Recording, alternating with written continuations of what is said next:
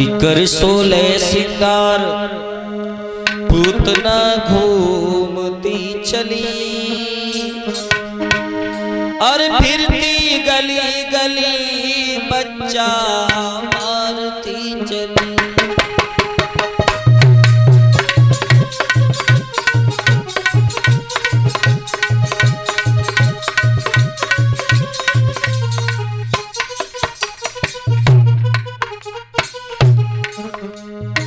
बताया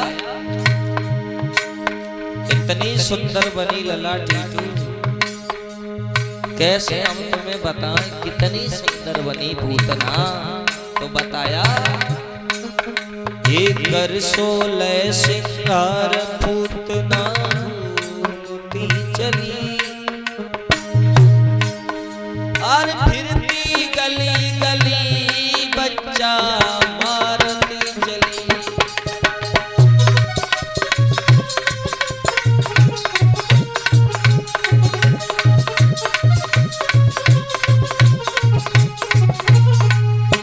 कैसे? तो बताया आंखों में काजल लगाया, गले में गजरा, वो दशा की उसने अपने रूप की। अरे आंखिन गजरा गले गजरा, सर पे चटक चुनरिया, कर सोले सिंगार पूतना बन गई सुगर गुजरिया।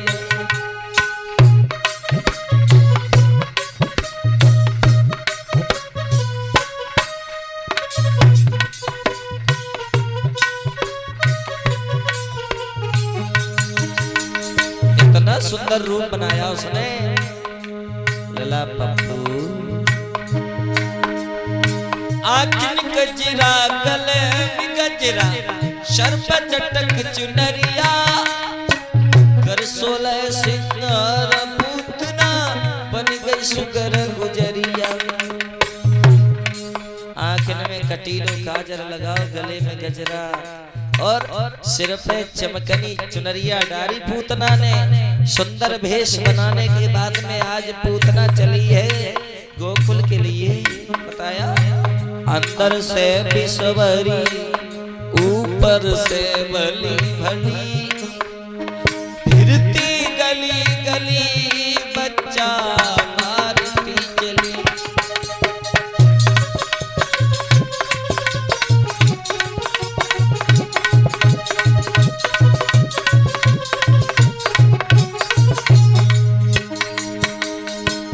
बड़ा सुंदर भेष बनाने के बाद पूतना आगे बढ़ी। कवियों ने तो यहाँ तक लिखा, जब वो वहां से चली तो इतनी सुंदर बनी जो देखता है मोहित हो जाता है। बताया आर तमक के ना बजे नामनी, गिरि चंद्र छंडासी, मानो मथुरा से गोकुल लो छाई चंद्र घटासी।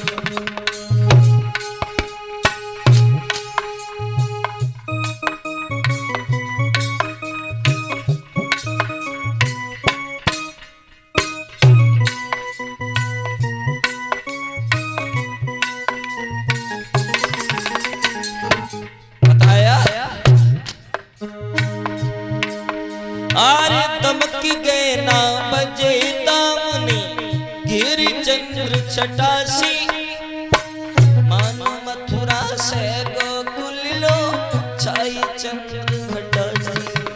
इतनी सुंदर बनी ये चेहरा की मुस्कान, वो गुलाब सी खिली, हाँ गुलाब सी खिली,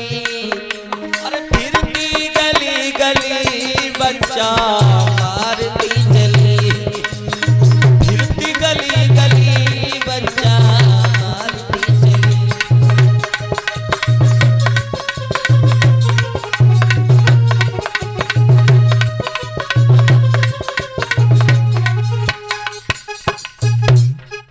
बताया फिरती गली गली बच्चा मारती चली।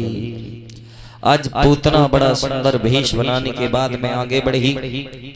ऐसा बताया गया सज्जनों, सुंदर रूप बनाए हुए है, छोटे छोटे बच्चों को उठाती है, अपने स्तन से लगाती है। स्तनों में कालकूट नाम का विष लगाए हुए है। जैसे ही बच्चे दुग्धपान करते हैं उसी समय उस विष के कारण सभी मर जाते हैं, मारना नहीं पड़ता है। आज पूतना धीरे धीरे जाकर के गोकुल में पहुंची।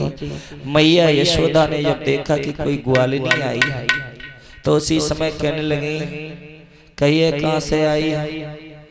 पूतना बात बदल के कहने लगी, तुम्हें नहीं मालूम मैया यशोदा, मैं तुम्हारी मौसी की सास की बुआ की भतीजी है। मैया यशोदा ने जैसे ही तो लंबो ना तो सुनो, मन में विचार करो, अब जैसे पूछो ही बेकार है, जाने तुम लंबो ना तो बताए दो लला पप्पू।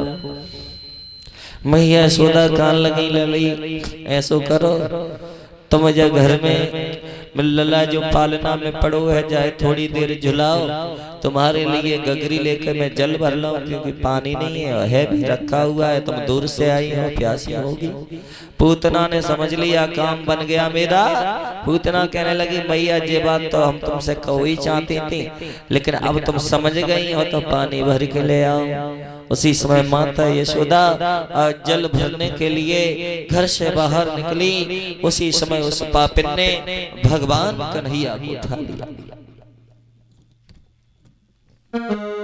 बताया मौका पाते ही पूतना ने भगवान श्याम सुंदर को गोद में लिया, और गोद में लेने के बाद में आज वो आकाश मार्ग के लिए चली है। बताया भक्तों कि तब उठा लिया मनमोहन को, लिखा होरी पापिनी अंबर में गाई है।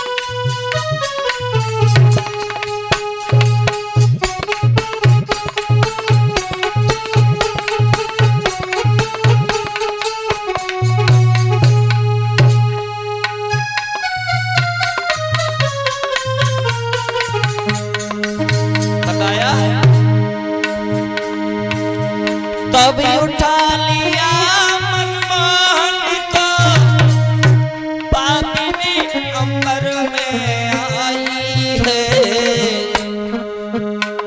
स्तन खोले उस ठगनी ने, रई प्रभु को जहर पिलाई।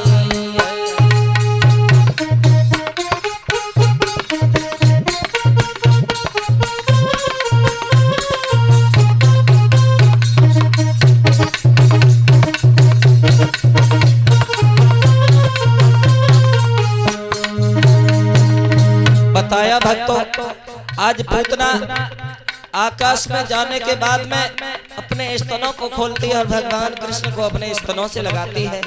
जो कालकूट नाम का विष लगाई हुई थी, भगवान ने जब देखा कि अब तो इसका अंत समय आ गया है, इसका मुझे कल्याण करना पड़ेगा, लेकिन मन में विचार किया क्या करें, ये तो माँ की तरह हमें दुग्ध पान करा रही है, आंखें खोल करके इसका वध कैसे करूंगा।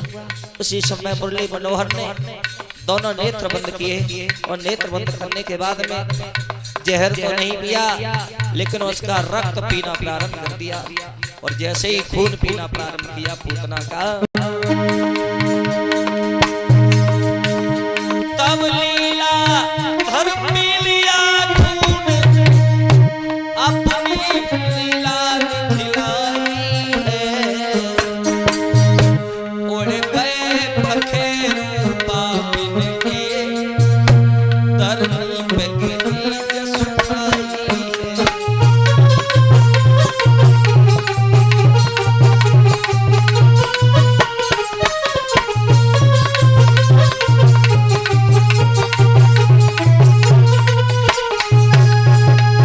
ध्यान रखना भक्तों, भगवान श्याम सुंदर ने जब देखा कि पूतना अब छोड़ेगी नहीं, उसी समय स्तनों से जैसे पूतना लगाया, कालकूट नाम का विष लगाए हुए थी।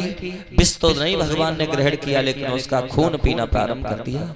जैसे ही खून पिया, जैसे ही रक्त पान किया, अब पूतना भड़बड़ाने लगी, छटपटाने लगी, भगवान कन्हैया को दूर कर रही है।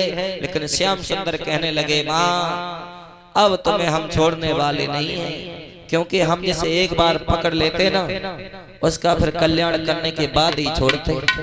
भक्तों ध्यान रखना, हुआ क्या, अंत में पूतना के प्राण पखेरु उड़ जाते हैं, पूतना मर जाती है। पूतना का जब वध किया भगवान ने, उसी समय पूतना आकर के जमीन पर गिरी, अपने विशाल आकार में प्रकट हो गई। इतना बड़ा विशाल आकार उसका हुआ कि देखने में ये लग रहा था कि साक्षात कोई पर्वत रास्ता में बन गया हो।